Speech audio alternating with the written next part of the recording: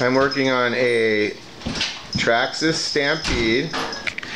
There's a lot of mention online that the VXL model is exactly the same as the XL-5 model other than the speed control and the engine. That is absolutely not true. Some of the differences are the XL-5 model comes with bushings instead of bearings. These are bearings. Okay, the XL-5 model comes with bushings. Okay. The XL-5 model comes with plastic turnbuckles. These are metal. These are off the VXL model. They've been replaced already. They used to be just a solid plastic piece and you could not adjust them. Same on the front. There's just a solid plastic piece here on the XL-5 model. On the VXL, there are these metal turnbuckles that are adjustable. This is an XL-5 model. I have replaced all these parts. That's why they are the way they are. This lower steering turnbuckle is a much bigger turnbuckle on the VXL. Anyway, so I'm replacing my rear bearing carriers with this 80382 RPM part number. I had a cracked carrier here, and this is when I discovered that I had bushings rather than bearings. And you can see the bushing, how much it wears. And so what you end up with is a wheel that, if you look at my carrier here, you can really see how much, not moving in and out is the normal thing because of the space, but this one moves left to right, and you can see all that play because the bushing ovals out is what happens, and also the stock carriers oval out where the bearing sits because of the material they're made out of. So I'm going to start with these RPM ones and see how well they work because they're a lot more inexpensive and they have a lifetime warranty on them. And if they hold up, great. If they don't, we may switch to the aluminum ones and see how they do. But these are the RPM ones. I'm going to be doing the same thing in the front, replacing the caster block and the carrier bearing on the front. But this is how we do the ones. I'll give you a little how-to video here so you can watch the video. So in this case, we need to remove this piece here. Make sure the video is pointing down far enough so you can see everything. So anyway, we'll take this off right here. Just put a screwdriver in there, slide it off. There's a pin right here. You just pull the pin out.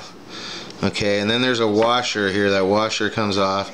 Okay, now we're going to need to remove the turnbuckle. So we'll go ahead and just loosen the screw here so we can pop out the turnbuckle. Take that screw out there.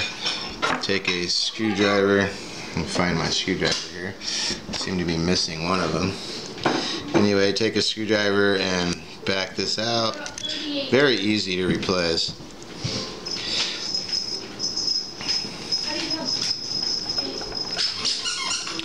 And then we need to remove this bottom screw down here at the bottom. And that's it. We just slide it out, put the new one in, and screw everything back together.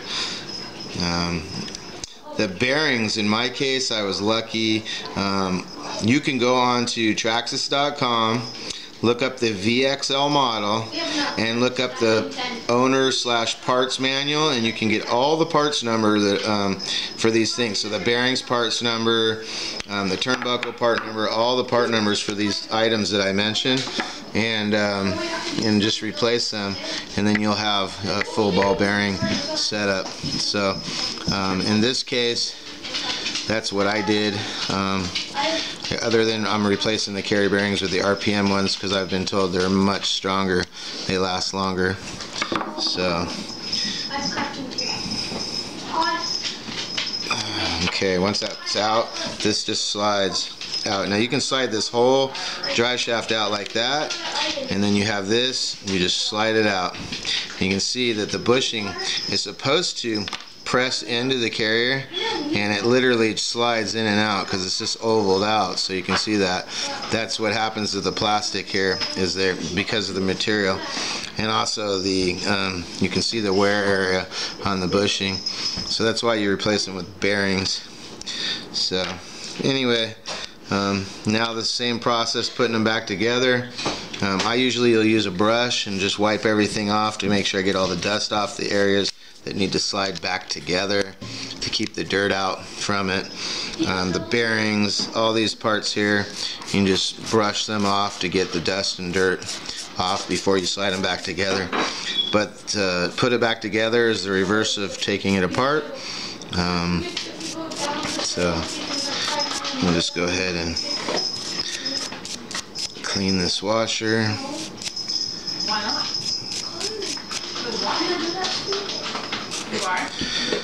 clean that already.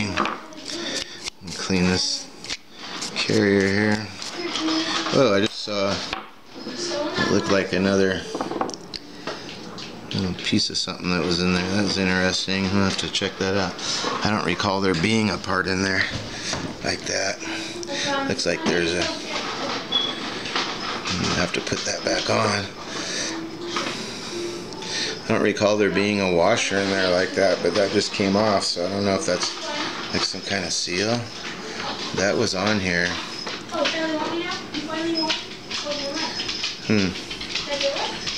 So anyway, so this is how this would go back together once it's clean. You put this to the inside like this, slide it through. Okay, then you have a washer that goes on like that, and then you have your little pin here that you slide on. I like to clean the pin too as best I can. Okay, then the pin slides through just like this. I don't know if you guys are seeing this, my camera's moved. So here, let's start over. I'll back up just in case that wasn't shown. So you have your carrier, you have this deal here, it goes to the inside. Okay, then you have your washer you put on. Right there's a washer. Then you have your pin that slides in. I'm going to slide that pin in so it looks about even, half and half. Then you have this part here, it slides in, there's grooves in it, so those grooves line up with these grooves. And make sure it's lined up. And then you push and you hear it snap, it's in, you're ready to go. Now, like I mentioned before, since these parts slide in together, I like to make sure they're clean and dry. I don't want any dust and dirt causing parts to get friction or wear out, so just make sure that the carrier, slide the carrier back in like this until it slides. Line this up. It goes in the bottom or the highest hole. There's two holes on this carrier bearing. It goes on the bottom one, sticks down, so it goes on the second or the highest one. Okay, and these go from the back, these pins. So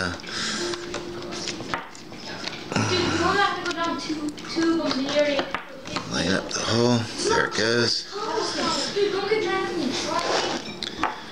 Get this screw back in.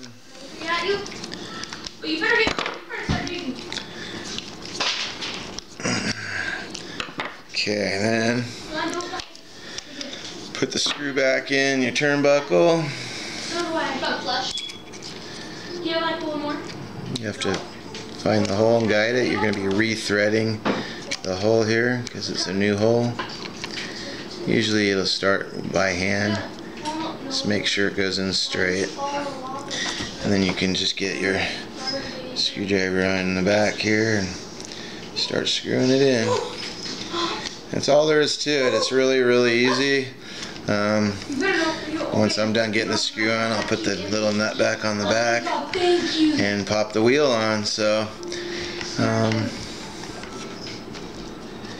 yeah. If you drop, it's not going to be as deep, so you won't die. Well, if you drop, dude, why are you digging two? That's stupid. I got a hole. There it goes. I corrected myself. So basically I've converted this whole vehicle to the VXL model at this point by replacing the bushings with bearings, by adding the turnbuckles, and also on the very front, the lower A-arms have a fiberglass piece that goes across. I'll show you guys that in a minute. That's also something that came on the VXL that did not come on this model. And that's something that you want to add to it. Just adds extra strength and support. I'll show you. So this is all back together now. It's ready to put the wheel on.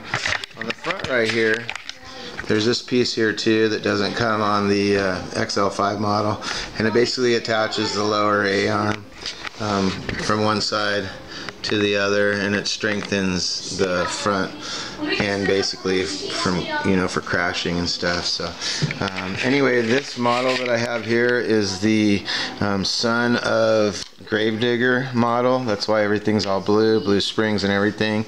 And I did change the wheels on it. These are actually my Gravedigger wheels here that aren't on it right now. I'm just using to hold up the body. I have the stock Stampede wheels I purchased separate, and I have a Stampede body because my Gravedigger, or son of Gravedigger body, got ruined. So, but anyway, hope that helps you guys out, and have a great day.